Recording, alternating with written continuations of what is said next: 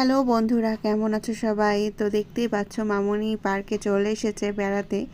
তো এটা হচ্ছে আরডিএ পার্ক, ভদ্রা আবাসিকের ওখানে। পার্কটা অনেক বড় করেছে, অনেক সুন্দরও করেছে। এখনও অনেক কাজ বাকি আছে।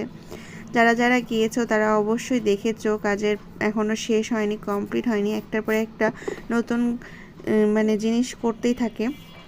তো এখানে বাচ্চাদের খেলার জন্য প্লেস অনেক বড় আছে আর অনেকগুলো খেলার জায়গাও আছে। আমার কাছে অনেক ভালো লেগেছে।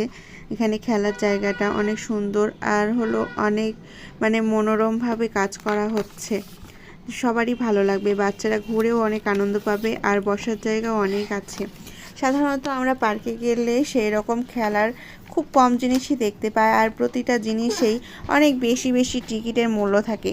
কিন্তু এখানে এই সব খেলনাগুলো ওখানে ওরা ফ্রিতেই খেলতে দিয়েছে, কোনো পয়সা নেয়নি এর জন্য।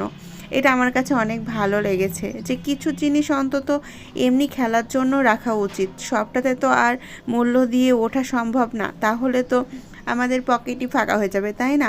অনেকের আমার কথা শুনে হাস্যকর মনে হতে পারে, কিন্তু আমরা মধ্যবিত্ত পরিবারের মানুষের জন্য আমাদের কাছে কিছু সামান্য খেলার জায়গা, আসলে যেটাতে পয়সা নেওয়া উচিত সেটাতে নিক, ঠিক আছে, কিন্তু যেটাতে নেওয়া উচিত না সেটাতে একটু বিনোদনের জন্য বাচ্চারা এমনি খেলতেই পছন্দ করে।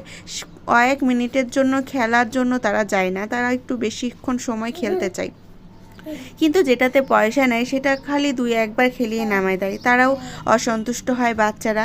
আর আমাদের পয়সা অনুযায়ী সেটা ঠিক মতন সময় মতো হয়ও না।